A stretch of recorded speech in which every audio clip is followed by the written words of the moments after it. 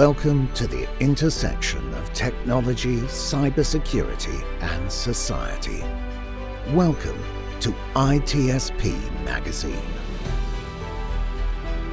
Knowledge is power, now more than ever.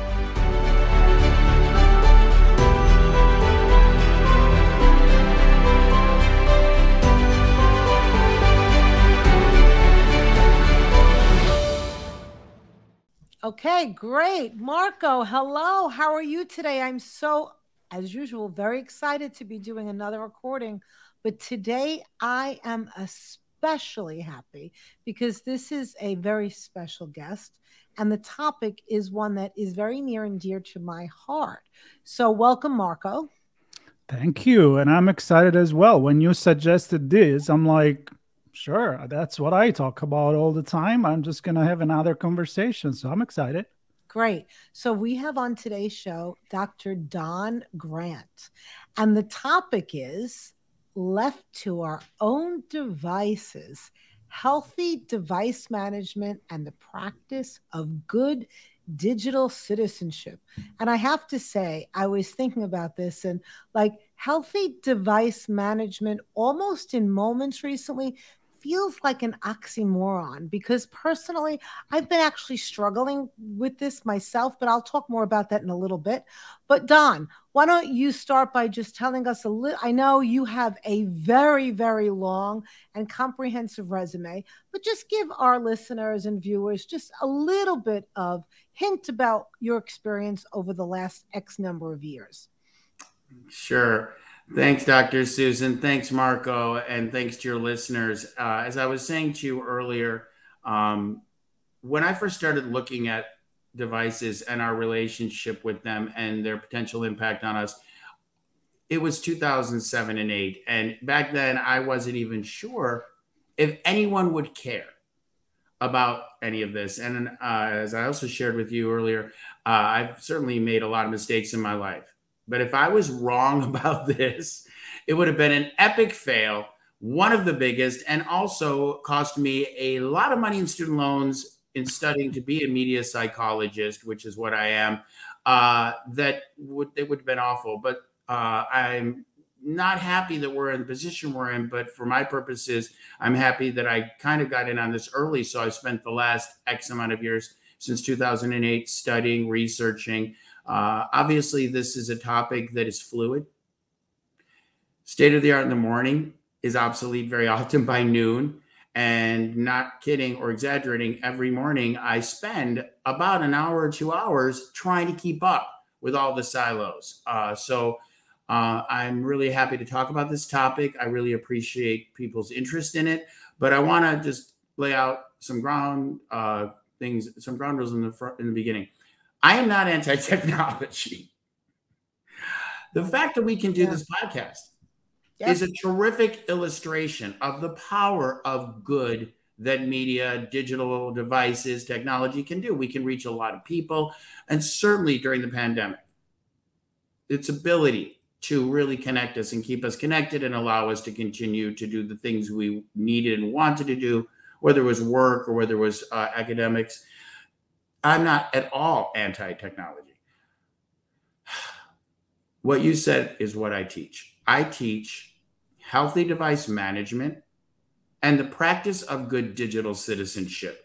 And absolutely, it sounds like an oxymoron, healthy device management. A colleague called me this morning and was asking me for some tips because the tsunami of emails and texts that she navigates and negotiates every day. And the idea that now it seems there's no boundaries and people can just reach us through so many different channels and devices and platforms 24 hours a day, 7 days a week can be extremely overwhelming and dysregulating. So that's why healthy device management is all those years ago, as I was starting to develop strategies and skills and looking at impacts and all of this. That's why I decided to call it that. But it does sound like it's an impossible task. Well, and also in addition to what you talked about, we can get into this in a little bit, is the addictive nature of it. and how, as you said, there is so many great advantages to technology, but it's as you know, Marco, you and I've talked about this before about the way it's been used. You know, you can take anything; it's neutral. It's how we use it. It can be used for the better, and it can be used for the worse. And so, why don't you tell us a little bit about what do you see as some of, you know, you mentioned one of them, you got a call from your colleague about the overwhelming nature of everything that's coming in. So what do you advise people to do for that? Let's start there, Dr. Don. What would you advise? What did you advise your colleague? Sure. And again, there's so many different tips, tricks, and strategies. And I'm just going to say to your listeners or viewers, whatever's comfortable for you.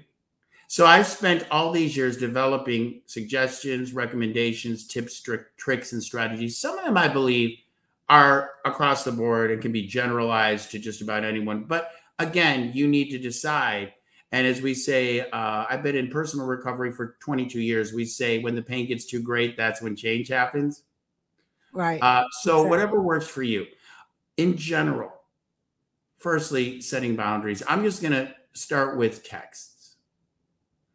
I don't know when this happened, but somehow we have a collective conscience that a text is a 911 zombie apocalypse emergency. And the expectation is that we need to respond to it 100 immediately, no matter what else we're doing. I don't know when that happened. Because to me, and I hope I don't offend, most texts are not that. I did a little kitchen table because I'm kind of geeky like that, and I own that. In case anyone hasn't noticed, geeks and nerds are not running the world. They were right back in that movie. They're all running the world. Ha ha. But I'm kind of geeky, so I do a lot of different kitchen table experiments. And one of them I did was I took a month, 30 days, and I coded the emails and the texts that I received in terms of their quality, in terms of their need to be responded to immediately, in terms of their content.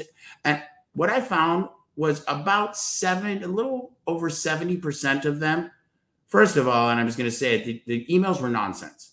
And threads that went on for 17,000 threads. I recommend to people, and judge if you like, my staff, my teams, my friends, my own kids know this, pick up the phone and get the answer like we used to do. Rather than blowing out 22 emails about a time or a space or a topic or what color should we wear or what kind of food you want, just call.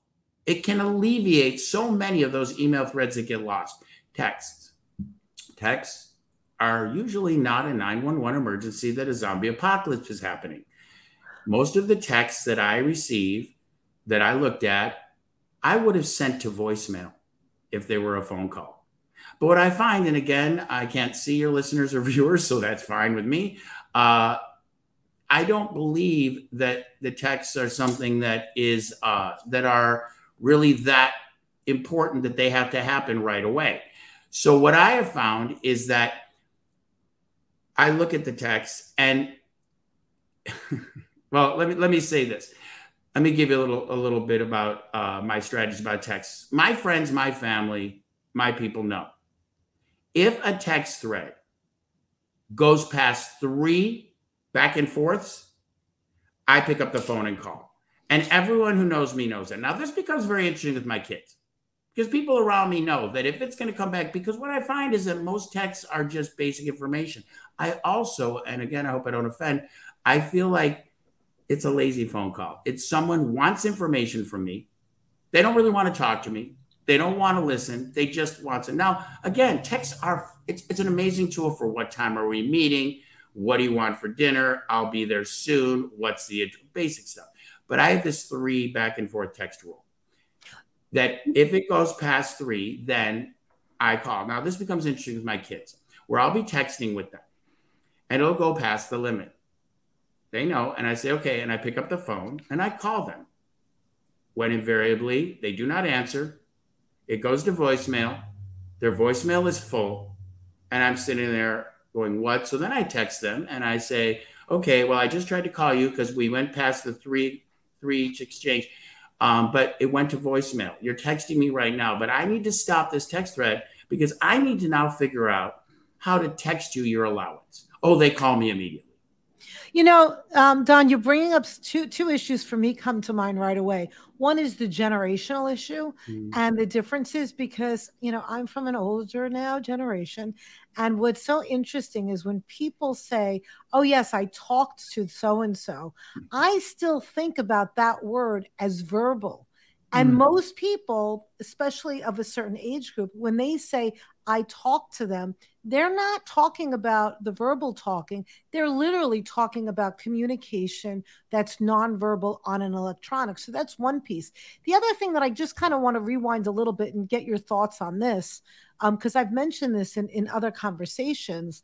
You know, when you just describe that whole emergency, you know, like most text and emails. Text emergency. Right. However, what I've been with my mental health and therapist hat on, how that has created this new level of anxiety in most of us, because it used to be that when we just had the phone and we didn't have cell phones and we didn't have texting, you know, your kids could be out and you don't hear from them and you're not worried. But suddenly, if we don't hear from someone like within a minute, the anxiety level, and I've done this too, I'll admit it, I'm guilty of this, that I can feel so anxious in a way that I would have never felt 20 years ago, 30 years ago. So it's really interesting to me about technology, feelings, mental health, anxiety, and how there's this interrelatedness and how it's created stuff too. So I just wanted to make those two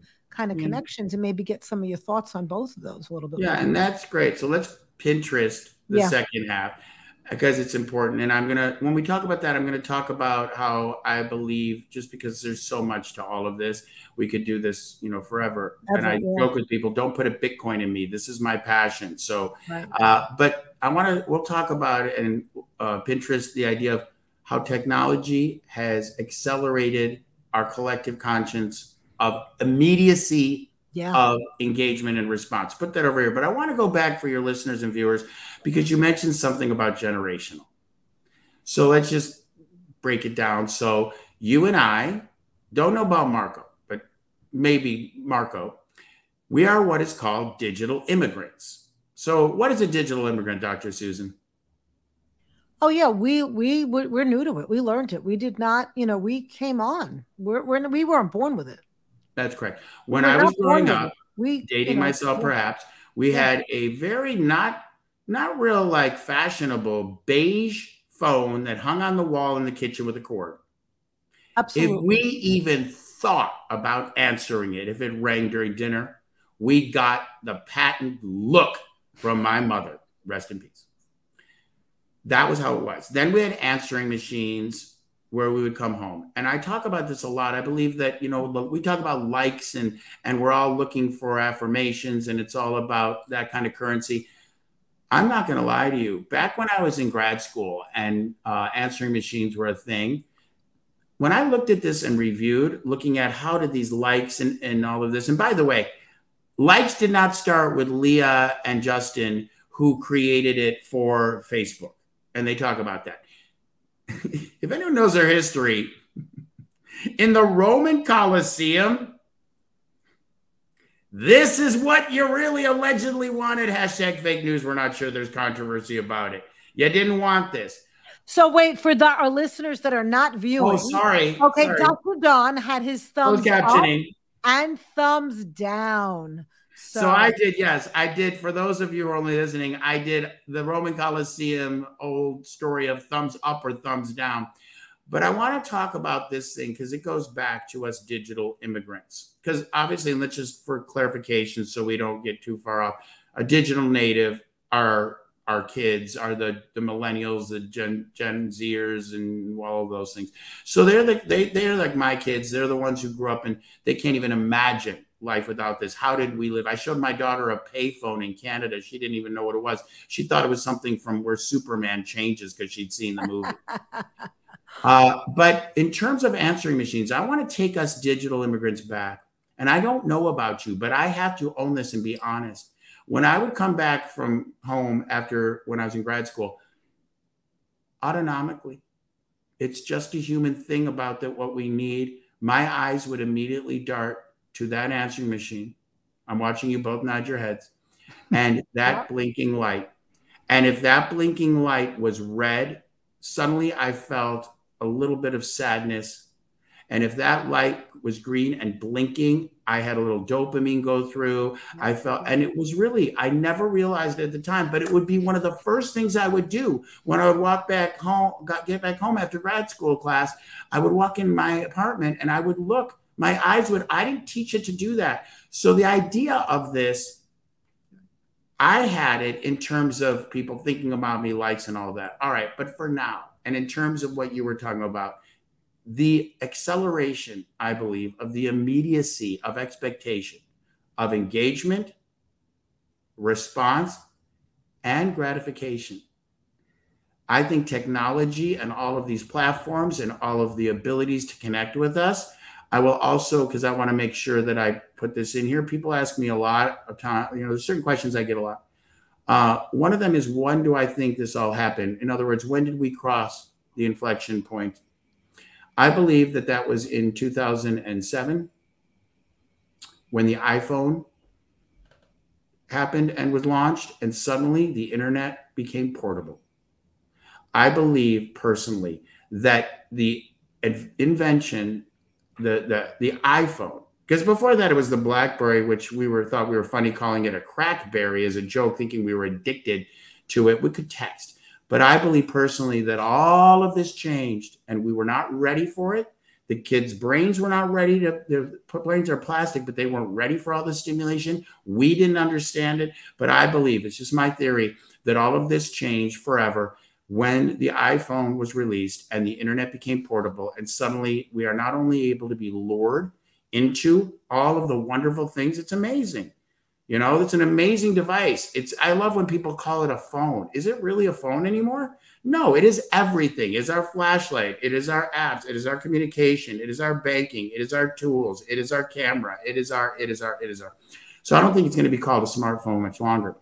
But I believe that that's when everything changed, and the immediacy of response. Because when that phone was ringing, and we all knew that we all had a phone at home, and we had an answering machine perhaps, there was not the expectation of immediate response. The collective belief and knowledge now is that we all have these little devices tethered to us somewhere. So the expectation is immediate response. And now I'll end with this, that idea of texting. Yes, it's absolutely, I don't know when this happened, that we all just decided, we'll let a phone call go to voicemail, and God forbid a phone call comes up with an unknown caller, which is a whole other thing. But we believe somehow that a text requires an immediate response. And if I don't respond, then I have my friends will say, did you get my text? Are you dead? Yes, I'm dead. Yes, my chat bot, this is for you, Marco, for earlier, my chat bot is actually responding. And then, and we won't get into this, or maybe we'll later, the things that come with it, that dreaded ellipses, ... in which if we are horrified, if we get that, all time stops. There can be a zombie apocalypse, and we are not going to move until that ellipses is reconciled. And God forbid it starts, we're paused, time is gone, and then it disappears. Oh my goodness. So that's a whole other part of texting. All right, I'm going to bring it to the next level with social media. But before we do that, I want to make a comment on what you said, because it really made me think. I'm like you.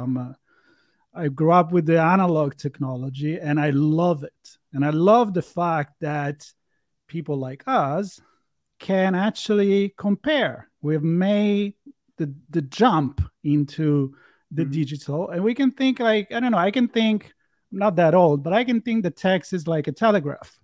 I can think of the cell phone as, I don't know, an express's courier that is going to reach you, a Pony Express instead of a regular mail. Because I remember when I got my first mobile phone, which was really big with a big antenna. Moon phone, yeah. Yeah. And it lasted like, I don't know, 4 hours, the battery or something like that. It was like, we're going to get this. I would think I was 18. It's for emergency. So I want to make this observation, like maybe we wired ourselves to cell phone equal emergency. So when that ring, when the text come in, something comes in our head like this must be important. I mean, at least it's at that attention. time. Yeah. I don't know if like, well, call me, if somebody called me on my cell phone at that time, it means that they really, really, really wanted to Well, talk I to me. also, sorry, but I want to point out, so it doesn't get lost here, Marco, looking historically, cell phones and using minutes was super expensive. Right. Yeah. Totally. So we also have That. to look at, as we started as digital immigrants, got those moon Yeah. phones, and then we have to remember, and we can't forget about that. Yes, they were for emergencies, but they were also not free like they are now. It was by the minute. It was, you had a certain amount, and it was really expensive. So it was the, bat phone that you would only use if you needed help. And I the think text too. You will pay for text at the I time. love when it still says digital texting charges may apply. Maybe that's somewhere in like Mars or something. Right. But the digital immigrants don't know that. To them, it's always been free plans that their parents pay for. Mhm. And so that's a piece for us. Yes, it was something that we weren't going to use that phone because it was going to cost us. Yeah, and I like to compare everything that it was in communication, in television, radio. Now all of this is in that little, let's call it phone, that device. So we watch TV in there, we listen to the radio, the podcast, whatever you want to call it, still radio is. And we use it for gaming, we use it for everything. But again, I would like the opportunity to know what you think about, yes, the smartphone was a big jump, but social media, I feel like that was what really changed a lot in the way that we perceive this online digital life. And I would like to hear your opinion on that, especially talking about native consumers in terms of, social media has always been there. Social media hasn't been there for that long, honestly. We're just so used to it that we couldn't live without it, probably. Well, I don't know if we couldn't, but we won't. You said the word compare. And I use this a lot with social media, especially in terms of how we can be dysregulated and what's going on with adolescents right now. And I call it compare and despair. Social media is wonderful. I went to my cousin's wedding, my niece's wedding, last year back east. I live in LA. And it was wonderful to see my family. And I had been able to connect with them on social media. I knew what was going on with them. I didn't feel like I was walking in unaware. However, I'm going to just throw out a couple of things. Number one, I want people to remember, if it is free, you are the product. Exactly. The other thing is, I want to remind people that social media is self-curated. And I tell the kids, they're the first generation. And this is, by the way, the only time in history people ask me, why do I do this? It's hard. Gosh, what was I thinking? I wasn't, clearly. But this is the only time in history where the digital immigrants and the digital natives will cohabit this planet. After we've abdicated to them, you don't miss what you don't know. I can't see your listeners or your viewers. I'm just going to put it out there. I still believe in the art of the handwritten love letter and thank you notes. I believe that talking to people in person creates a more covalent bond. I believe you can write LOL all day long, and it's never going to have the same attachment and impact as it will when you're looking and with your friends and actually laugh. I'm going to suggest that when you think back about your relationships and your life experiences, the times you remember are not when you were in a text thread, not some meme or GIF, which are fine and fun. I send them too, but it's when you spend time with people, actually face-to-face in real life, IRL, as the kids say. So I need to keep doing this, even though I know we're going to lose this battle. And once we all disappear into virtual reality and whatever comes after that, but I need to fight it because I need to help the kids, especially understand the valence, vitality, and value of interpersonal face-to-face relationships. I also tell the kids they're the first generation, these digital immigrants. This is the first generation in history that has the ability to create and curate their autobiography. From the moment you put your first digital imprint on anywhere in the metaverse, it is forever archived. Even if you delete it, it's either on a server or someone may have screen captured it. And I tell the kids gently, that they are the first ones. Usually you used to have someone, a biographer, write your biography, or you wrote your own and you had to be really someone of note. Now every influencer thinks they're someone of note, and everyone on social media thinks we all want to know what they had for breakfast. So we've gotten into this idea of that we are also important, and we all are special and important, but I don't know the world needs to know everything we do. But I tell the kids, be careful, because people look at this now. I don't even look at CVs or resumes when I hire anymore. I go right to social media. So do colleges, so do employers. But I tell the kids, the stuff you're posting right now, is this something you would, if you have them, want your great-grandchildren to see? And all of this is also forever archived and being beamed out to space. I am convinced if there are alien life forms, we are so safe, because if Keeping Up with the Kardashians is being beamed out into space, any intelligent life form will look at that and say, oh, no, they need to, no, we're out. Hashtag sorry, not sorry, Kardashians. But the idea of social media and all of the things that go with it and the dysregulation, there's some great things about it. But I think that we didn't understand it. Again, we're digital immigrants. And I believe it became Lord of the Flies because we let a bunch of kids create it, run it, rule it, and we didn't really know. And we were busy playing around on Facebook and whatever we were doing, because the kids all left us when we went on it and went on and created their own new ones. But there's always going to be a Ralph, there's always going to be a Jack, and there's always going to be a Piggy. The amount of cyber aggression and predatory behaviors, the amount of dysregulation, the ideas of selfies, and the idea of filter culture, and all of these things that these young brains are not able to process, the impulsivity, their prefrontal cortexes that are being overflowed, the idea of being left out, the idea of comparing, despairing, and adults feel it too. So as an adult, I challenge adults. I say, okay, so you ever doom scrolled? You ever been on social for more than 15 minutes? What happens? You're looking at people, you're judging them, you're wondering why your life sucks and their life looks so great. But I tell the kids, they're the first ones.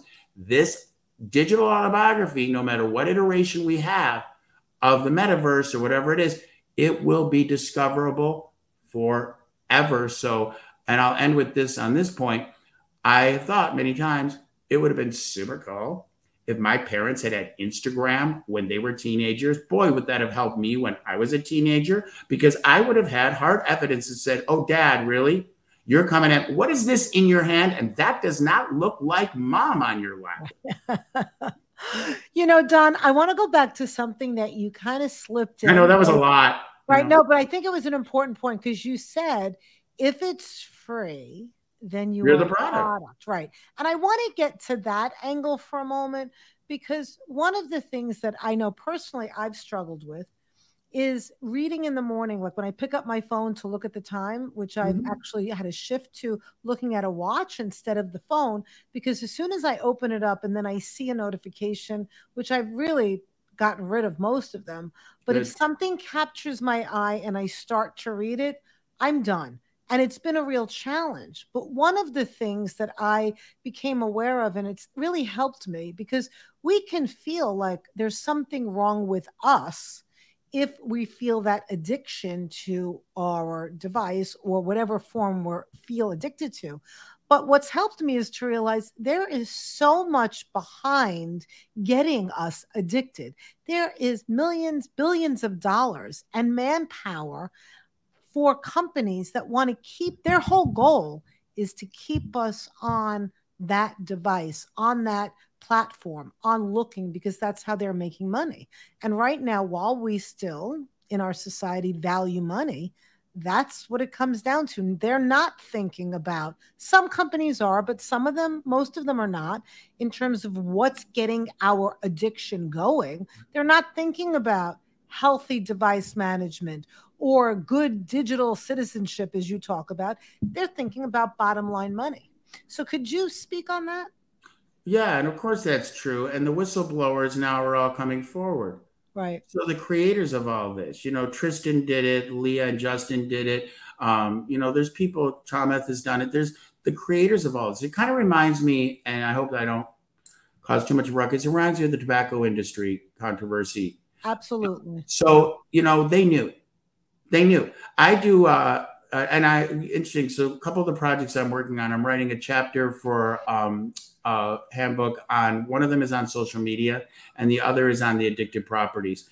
So we're looking at how this all works. Certainly, the people who created it are coming forward and saying, yeah, we knew. Steve Jobs did not let his kids have any of the products his company created. And there's a whole list of things. If you look at, and I do this in presentations, I have a whole slide and I call it "Don't Get High on Your Own Supply," and that's a reference to recovery of addiction. And I list all of the creators, all of the scions, all of the Silicon Valley people behind all this, and their views. There's a school up in Silicon Valley that a lot of the kids of these tech giants and owners and creators of companies go to, and they do not let screens. They're very limited with it. So it's starting to come out that they knew. But certainly the idea is, of course, it's commerce. The idea is to lure us into this casino. And they leverage something in the design that's called, it's part of in the limbic system, which is all of our pleasure, all our reconditioning. And I'm going to equate it to what I've been talking about for years, and other people agree with me. I equate it to the reason why someone will sit at a slot machine for hours and hours and hours, because it's called, they're leveraging something called the variable reward system. And what that means is that you never know what you're going to get, but you're going to stay and stay. So if you think about a slot machine, and I'll do it for your viewers, and I'll show, it's pulling a lever. And then I'll describe, of course, in a slot machine, we can imagine you pull a lever. The designers of this couldn't obviously put a lever on a device. It was too awkward. It wouldn't fit in a pocket or a purse, and they wanted you to have it. So what did they do instead? It's the same motion. It's the same motion that they use, and it triggers the same limbic variable rewards. It's the scrolling. It's the same thing. Yeah. What are you going to get? What am I going to get? What am I going to get? And then they do design and clickbait, and they bring you in and sensationalize. And I'll tell you that in terms of social media, again, my friends in my close orbit, they know what's going on in my life. I share that with them. So they know I'm doing this podcast today. I'm excited about it. I told them. So I don't need to know the answer to this. But 3 times, 3 different points in every presentation I've done forever, I have the same slide, and it's a question. And the question is, if you need to post something on social media, what is your motivation? What do you need? Why do you need the world to know? And you must have a reason. But if your close friends or the people who are in your life IRL or that you talk to regularly know what's going on, why do we need to put things out on social media? And that's a choice, but I really want you to consider it. And if it's a good idea to post today, it's probably a good idea to post tomorrow, because we're so busy trying to harvest and cultivate likes. And the algorithms, they're always trying to keep us. We're up against a losing system. The coders, they know how to do it. They know how to feed us what it is we're looking for. For example, if I posted I was on this podcast right now on one of my social networks, and Marco and Susan were my friends, and you both immediately liked it, it's very possible that I would be restricted, that it would only be Susan's like that showed up right now, even if you simultaneously posted, and then it'll delay Marco's, because they want you to keep coming back in. The goal is to get you in this casino, keep you there.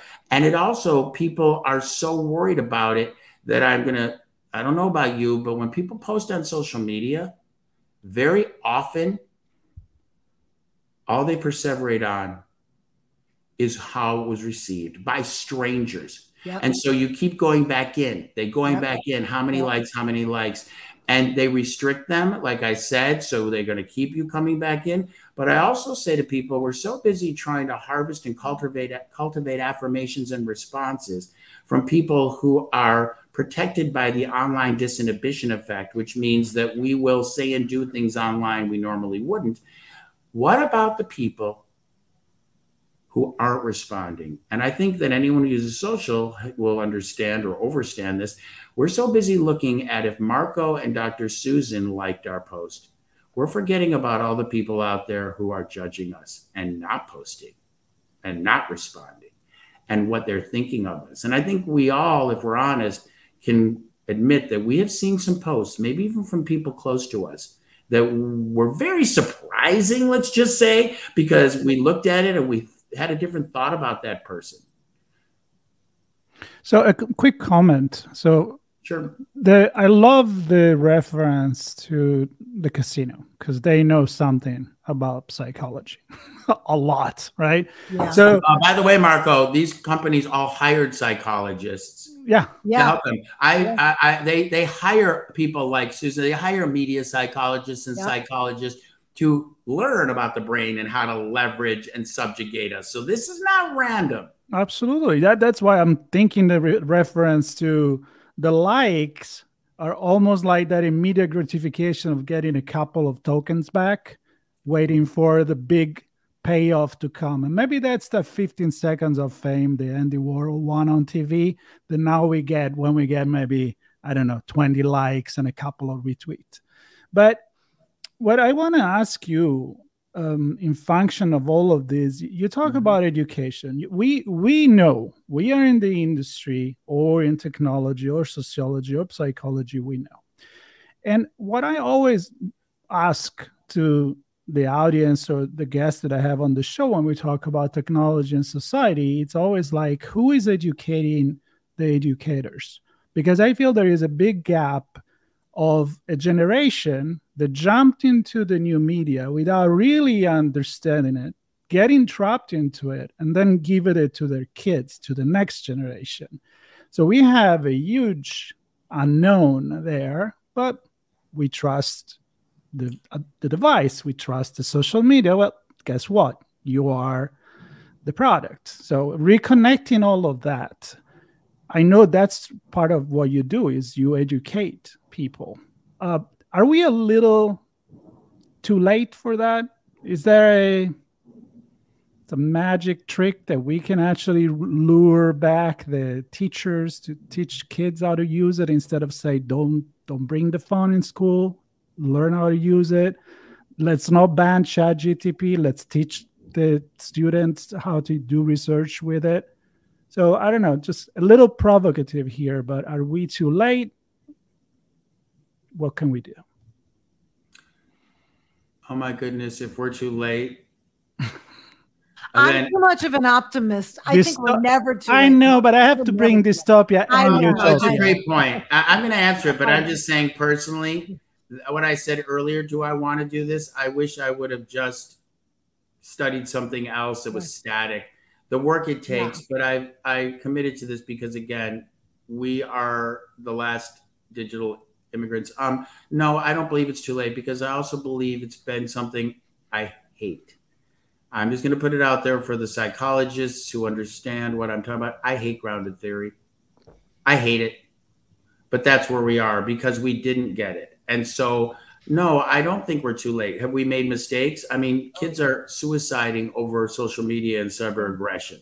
I mean, what is it going to? But no, I don't think we're too late because we have this opportunity. Look, the conversations that are happening, the bills that were, the legislation that was passed in the UK, the bills that are in Congress, are these going to stick or stand? No, but we need to have these conversations. And I'm going to tell you, Marco, as I said earlier, in 2008, 2009, when I embarked upon this crazy journey that I had no idea would lead to me being able to, that people like Dr. Susan and you would invite me to talk about it, and I had no concept of that, nobody really knew. So this is pretty nascent, and we're learning, and we're making mistakes, but the conversations are happening. Now, where they're going to go, what the limitations are, I mean, even this morning, so this podcast is being filmed, I hope I can say this, on March 31st, 2023. Just this morning is the cabal of big tech people, including Elon Musk, who are saying we need to pause on AI. There's such a rush to get these AI products out, and this could be super dangerous. So the idea of commerce versus integrity and safety is coming right now. And that's based, I believe, on the mistakes that we're seeing and the way we're trying to change social media and the way we're trying to look at how we're also available in the dysregulation and the emotional state of the kids, and the CDC's report that came out last month about how terrible of a state mental health is for teens and adults. But just the fact that these people who could make money off of this are saying just today, we need to pause because now everyone's trying to get these chatbots out and AI, and they're saying we need to wait and we need to get more regulation. So no, I don't think, and gosh willing, I hope it's not too late. This is why I do what I do. As media psychologists, this is what we do. We, explore and inform and educate and study. There's a lot of research that's happening now, but you have to remember this is very nascent. We are in one season when it's just starting. So if you knew that there was, in your garden, Marco, suddenly you're growing flowers and everything, you've been growing the same flowers, but suddenly you start to see some mushrooms and they seem poisonous and they're choking the weeds. Should you just let your garden just be overtaken? No, you want to find out what these things are, how they work, and how to manage them. And maybe they're not poisonous, but they seem to be choking your flowers. So you're not just going to walk away. Here's a thought that I'm having, and maybe it's a little bit too optimistic, but, it's related to, and taking the analogy just a little step further with the whole, technology immigrants. When I think digital immigrants, when I think about how when immigrants come, what the first generation is, right? They reject the past, but then the following generation is more in balance. And so I'm thinking about, I wonder, you talk about that younger generation that's born with it, and they're going to an extreme, the ones that are adolescents, that are young adults.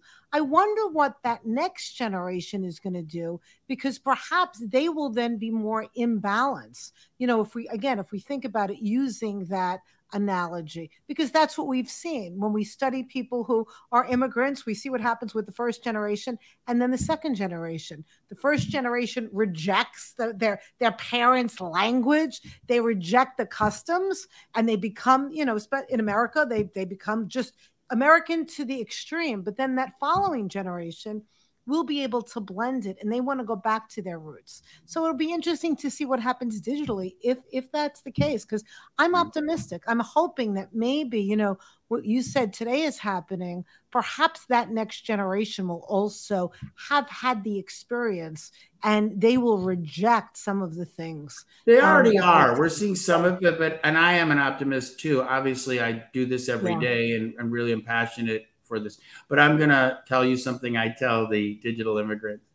I say, and I talk a lot about different themes, things like absent presence. And I'm doing a research study on right now, exploring the possible correlation between parents and caregivers being on their devices on attachment styles. And I'm proposing, and my hypothesis is that we're seeing a new form of emergent insecure attachment disorder that could be avoided, that is completely device driven, meaning the caregiver or parent is in absent presence with their kid. So we're learning, but I'm going to suggest to you what I tell to the digital immigrants. I try to teach them how to be in present presence. I try to teach them tips and strategies. However, I tell them you might want to pay attention, because I believe optimistically, Dr. Susan, that we are the digital immigrants of this new technology and devices. Our kids are the first generations of digital natives. Now, I watch this carefully. There is some pushback. They're starting to reject some things. They get it. However, what I'm going to propose to you is that what I tell them, they are going to be, as they grow up, the digital immigrants of virtual reality, augmented reality, AI, and whatever comes with that. And their kids are going to be the natives. So when they have to really sit, maybe I'm making this up just because it's current today, that, okay, so I just got some sort of hologram from your online teacher who is a robot, that you used some AI to write your paper. Please jetpack home from wherever you are so that we can discuss this with your father, who is in a virtual space somewhere in another country. I hear the music of the Jetsons in the background. Or in another planet. Yeah. I say everything that you ever have seen in a movie that has ever been imagined, it's just a matter of time. When I do presentations, I used to do this, I would say, because I would see the heads in the audience in real life when I do shows and little presentations. And I would say to the audience, okay, everything that you've seen in a movie, everything, it's just a matter of time. Yeah. And if you don't believe me, anyone back here and back in the day, anyone remember Dick Tracy? Because I would see people, no. Dick Tracy? Yeah. Okay. What did he talk into? His watch. Yeah. Could everyone with an iWatch please raise your hand? And I use that very simple example, but everything that can be imagined is just a matter of time when. That's why I worry about the covalency of our relational bonds. Again, I believe that communication, we're not going to stop this. So we need to look at it. We need to be careful. We need to stand up, like Marco said, against the creators and the people who are just only interested in leveraging our mental health and our relationships for money. That's nothing new. I mean, if you look at how workers have been subjugated and even their health has been compromised and the bosses didn't care because we're all just cannon fodder, right? So it's the same thing here, but I think that people need to stand up. And this is a lofty goal. Boy, would this be wonderful. I used to believe back when I first heard about this thing called the internet, that it was going to be this amazing thing that would bring the world together. We would understand more about each other. We would have prejudices because we'd see, instead it turned to one big commerce and one big marketplace and one big money thing. But if I could wave the digital virtual magic wand, I would love that we get together globally and create rules, regulations, and agreement about digital spaces, regulations, protecting the kids, and have it be an international decision. I don't expect that will happen, but boy, would that be the thing. The one thing that brings us all together: movies, music. We know these transcend all cultures, races, classes, education. We can go anywhere in the world and reference a movie or a song, but the internet does as well. And once we become the internet of things, yes, and everything is connected, boy, would that be just what a wonderful end or beginning to this story of the internet actually was the thing that brought together some sort of world agreement. And I'm going to point out this. We have a government right now that is absolutely divided. We all know this. They will fight. If one says the sky is blue, the other will say, no, it's upside down. They won't even say it's pink.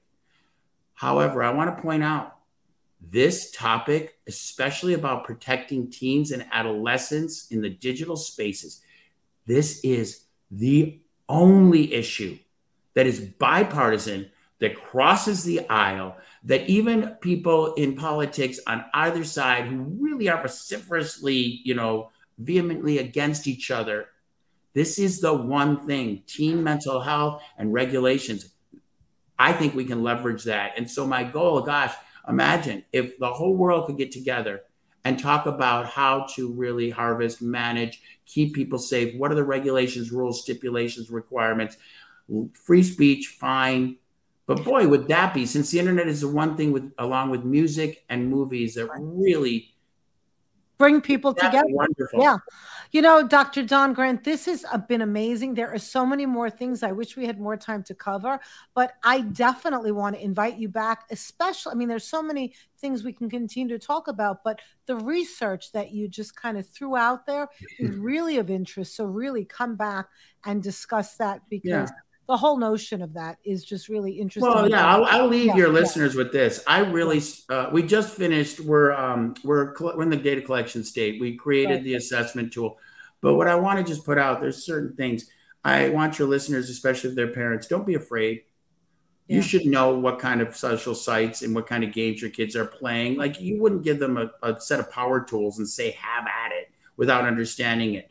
We don't give our kids cars and our car keys without teaching them how to use it and the safety factors.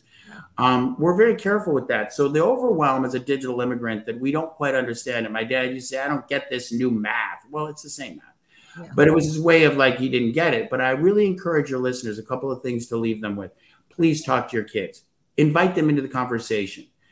Find out what these things are. When you go and buy games for your kids and toys, I don't think that you just give them anything and go to the aisle for 18 and above. You look and you read. So please don't be overwhelmed by it. Look, and that's the internet's great for. Look online, find out about the platforms, and invite your kids. Do not tell them what to do.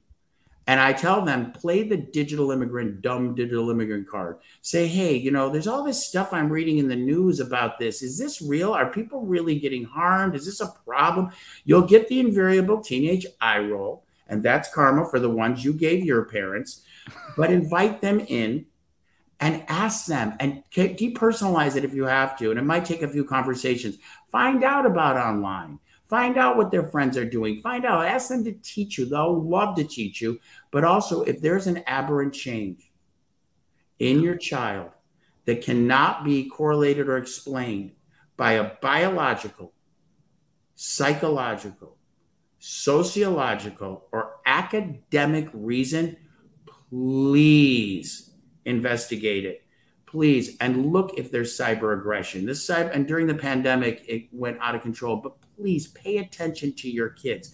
And the last thing I'll say is, if you think that maybe I'm being too much, and you say, because I have parents say this, parents will say, well, I know what my kid's doing. They're like sitting in the house. They're on their device all the time. And kids do communicate. They don't talk on the phone. They communicate. Right. And texting can be very dysregulating, as we discussed. But I tell parents, they say, no, my kids are fine. I can see them. They're sitting there. I said, really? They're on their device. They're sitting right there. And I say to parents, if your kid said to you, hey, mom, you know, dad, whatever, you know, I'm going to go to the abandoned mines 15 miles outside of town, and I'm going to go exploring them. And I don't really know these other kids. I kind of just know kind of about them. And we're going to go. And I don't know when I'm going to be back. Are you cool with that? Of course, you would say, what are you talking about? Tell parents, when your kids are on the devices, you don't really know where they are, who they're with, what they're doing.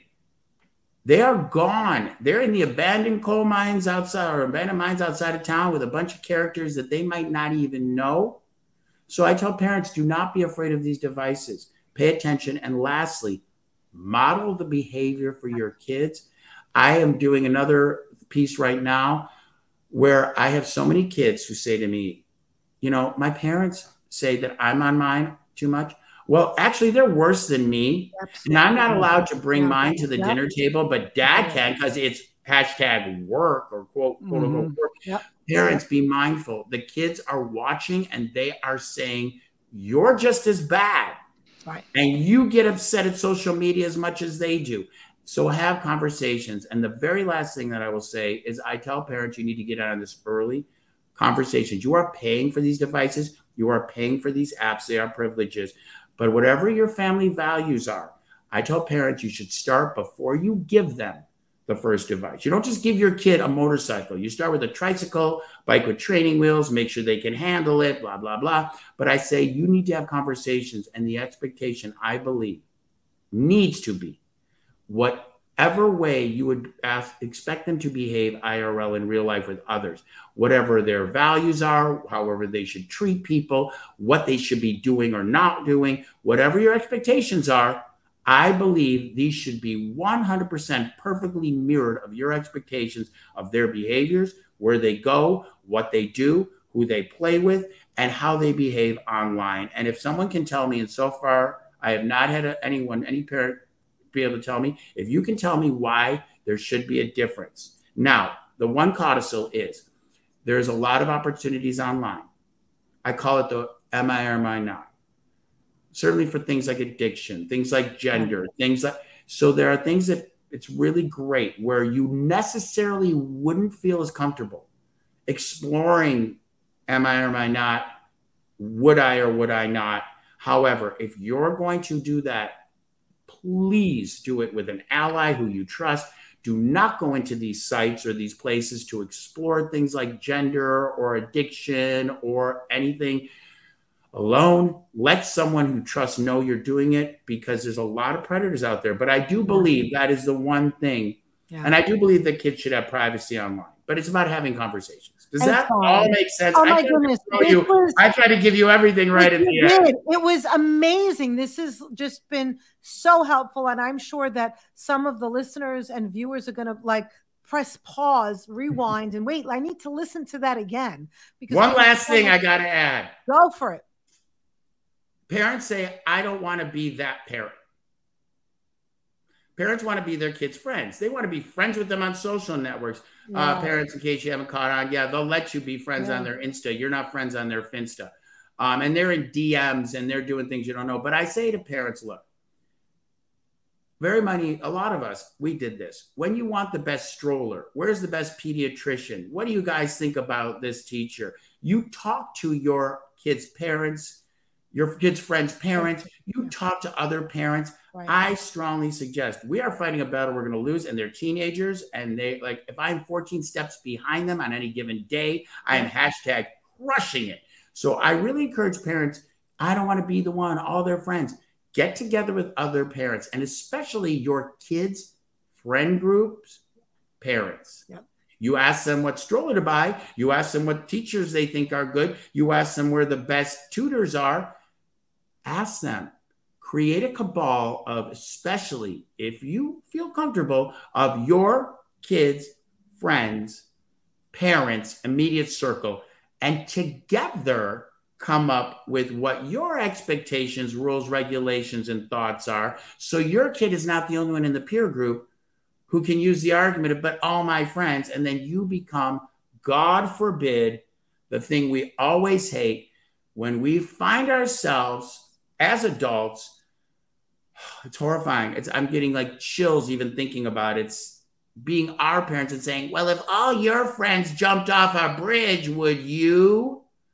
Oh my goodness, please avoid that. It is the worst thing we could ever do and imagine ourselves doing, is channeling our parents, because we know what we thought. But if you can get together with other parents, or your school, have a school policy like Marco was saying, school policy, get part of the PTA, get it together. I don't think you're going to have a lot of challenges from parents or administrators saying this school should have a policy, no phones, lock them up.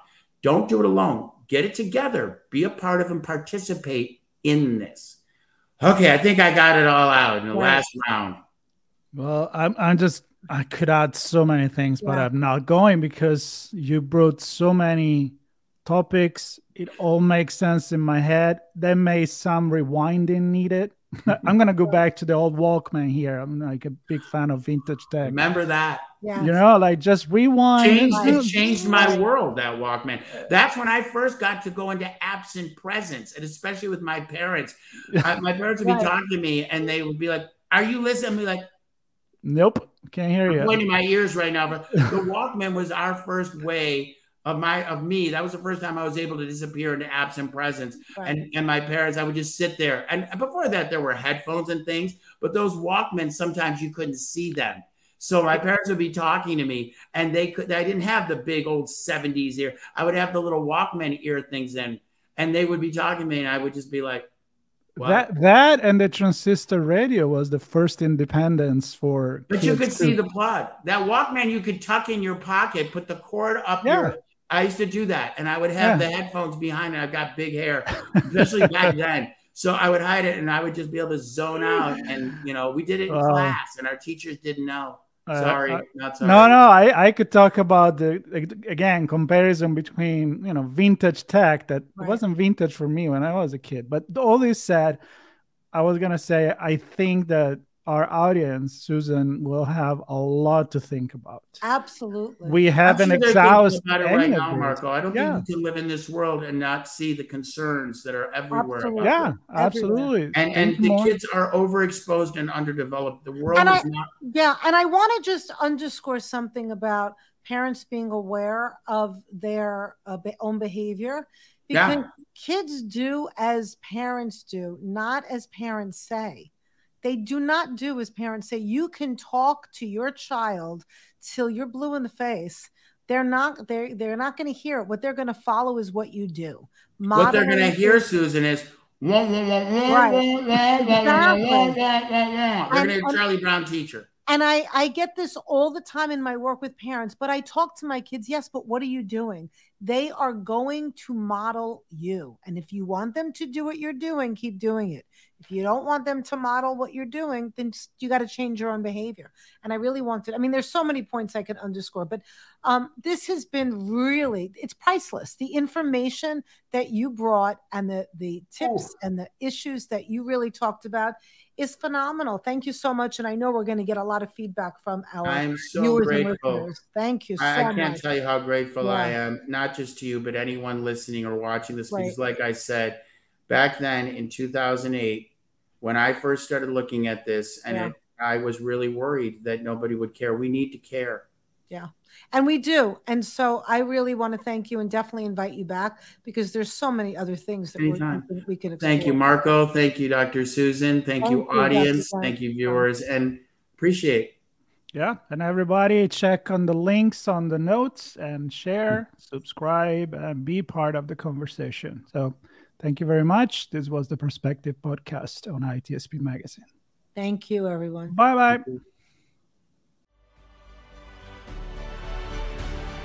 We hope you enjoyed this conversation. If you learned something new and this story made you think, then share ITSP Magazine with your friends, family, and colleagues.